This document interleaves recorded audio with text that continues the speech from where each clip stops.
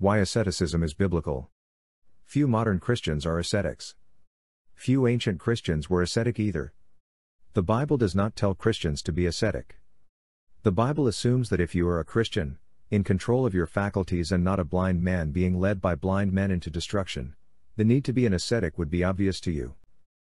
It is because of this that business comes closest to what God wants, but it is not a perfect match. The church is of course the institution God created to do His will, but if we do not become the church God wants us to be, we cannot claim that the church is the thing closest to doing the will of God. To understand the centrality of something the Bible never mentions, we must comprehend the nature and centrality of ownership. The one unequivocal fact we can all agree on is that mankind did not create the natural world. If we can at least agree on that, then we ought also to agree there are two ways we can respond to this truth. We can ignore it and go rogue. We can understand we did not create it and do not own it but not care if this is true or not. We can decide to take what we need, because even if we do not own it, no one else do either, so we have as much right to it as anyone else. If this is your position, you subscribe to the law of the jungle. In nature, might make right and the end justifies the means. God may have created the world, or alternatively, blind chance may have created it. In truth, it does not matter much. We know we did not create any of it and we have no legitimate right to the natural world. But that ownership of nature cannot be justified or given a rational defense does not matter to a large number of people. In the minds of most of us, if a person has the power to take something, then this gives him the right to take it. This is the ethics of raw power. Might makes right and the end justifies the means. This is also known as the law of the jungle. All law is based on the ethics of power. No law can be enforced without access to raw power. The only real difference between an opinion and a law is that the law has the power of the military behind it and an opinion does not have anything but personal influence to give it weight. The state is nothing more than a system that enables opinion to be forced upon a large number of people. If the state believes it owns a landmass and has the military to defend its claim, it is a nation. If it cannot defend its territory, it is of a stronger neighbor. But the conqueror has no real justification for taking over its neighbor's territory other than the one its neighbor provided. If the state was established by force of arms, then force of arms is a sufficient justification for unseating one government and instituting another. We could make several philosophical and moral arguments against justification by force, but there is no need. We all like to save money and we all like to find an easier way of doing things. This tendency is so strong in us it has led to the development of civilization. We can call this the tendency to asceticism. Even hedonists tend to value asceticism in others and in their business. No matter how lavishly the merchant lives, you can bet he is as tight as a Scrooge in his business dealings. It is nothing for a multi-million-dollar business to run out of mundane items like string and cleaning supplies. But what does one do if one actually believes brute force proves you have a legitimate claim on what you obtained by force? Everything you have belongs to you and you have an unfettered right to do with what you have, as you wish. So long as you do have the power to do it? What is this ostentatious display of wealth but a marking of territory? The rich wastes money on themselves to prove it is theirs to waste. None of this can be justified, not even in their own worldview. We all know extravagance is wrong, which is why there is a word that expresses a sense of unjustified waste. Oddly enough, when highly ornate cathedrals are built, we neither call them extravagant or ostentatious, because they are built to the glory of God, but the homes that vie with cathedrals in their ornamentation and size, are a waste because they are ultimately built to the glory of men. So we need a business model that respects the ownership of the earth by God, but also the ownership of all equity by the ones who add value to the earth by their work. These are the spiritually mature, but they are also ascetics because it is only by reducing one's drawdown that one has the surplus needed to create economic development. The image of the ascetic living in a barrel or other extreme state of poverty sours many people against asceticism, especially when Babylon is all about hedonism. But asceticism does not need to be engaged in an extreme fashion any more than hedonism is. Too much of anything makes it less pleasurable, but too little of everything becomes counterproductive. The ascetic does not create mindless impoverishment for the sake of it. There is a difference between a simple and unencumbered life and masochism. Asceticism is defined as the practice of the denial of physical or psychological desires in order to attain a spiritual ideal or goal. The spiritually immature are trapped in the flesh by the desires of the flesh. So long as we live hedonistic lives, we cannot mature spiritually. The diving line between maturity and immaturity is the line between asceticism and hedonism. We cannot progress personal and individually or communally, without embracing an ascetic lifestyle to some degree. We cannot keep consuming what we produce and progress individually or communally. So we have to cut back on consumption to do investment. But if we all do everything for ourselves, as happens in a subsistence economy, there is little opportunity to cut back consumption, as subsistence agriculture is not productive.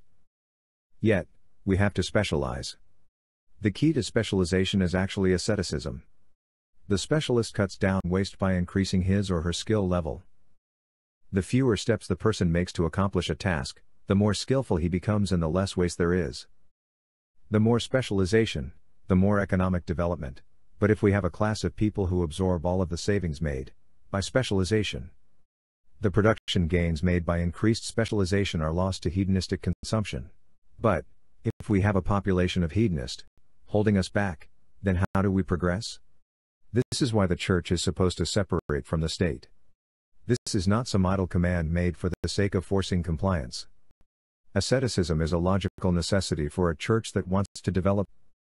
The church is not just some building of the people inside, nor yet them combined.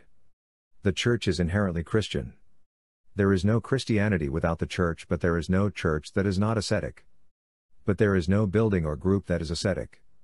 Asceticism pertains to a way of life that is opposed to hedonism. But hedonism and asceticism are opposite and cannot be reconciled. To build the church or to be the church, hedonism has to give way to asceticism. It is easy to see how this works. Once we have established the fact that God owns the universe and everything in it, we have no choice but to serve as employees. We have to use what God has given us, but as employees, we are required to not waste what does not belong to us, and to add value to what we have been given. All of this is found expressed in the story of the three servants. We are told that the love of money is the root of all sorts of evil. But that is personal. The love of money is personal and hedonistic. If anyone loves money, they are a hedonist because they love it for what it gives them. The faithful servant puts what he has been given, to use, to benefit God. But here again we are confronted by the difference between the hedonist and the ascetic.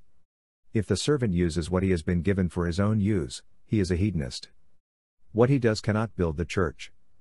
This is not just a scriptural or theological truth, it is a logical fact.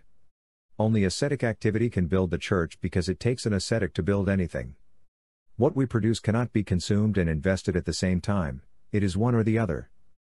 It comes down to the simple logic expressed in the immortal phrase, we cannot have our cake and eat it too. If we invest, we cannot consume, and what is consumed cannot be invested. But it takes the church to employ ascetics, and if we employ ascetics, we are the church. There are only two options, we either invest or consume. But an even more important distinction is that we either invest or someone else consumes or invests what we have in someone else's consumption. But if this once removed consumption is achieved by the law of the jungle, what right do we have to stop it, assuming we lack the power or means to stop it? What argument can we make that is meaningful to someone whose actions are predicated on their ability to kill or imprison those who do not agree with them? The ability to inflict harm on those who do not agree with you, the powerful augment. However, it is based on the realization the cost of resistance is greater than the cost of compliance. If we accede to the expropriations of the state, we will lose a little. If we rebel, we stand to lose everything. Because of this fear we become complicit in our own enslavement. But this comes down to the distinction between asceticism and hedonism. Hedonism is individual and personal. Ascetics cannot be ascetic individually. We need to specialize, and, in this specialization, we bind together in unbreakable bonds. So, the key takeaways is that God owns nature, and in response to this we can turn rogue and seize what we can, or we can become workers and do what we can to add value to the things of God. As workers we need to specialize. This is not just the route to industrialization and civilization, it is the only path to asceticism. In fact, this is the equivalence of asceticism. We can reduce our waste, individually if not by a lot. It partly depends on how much we are wasting. We need to divest ourselves of surplus material, but we also need to assemble together to create nodes of specialization. The church is also a free market, since it rejects all regulatory interference.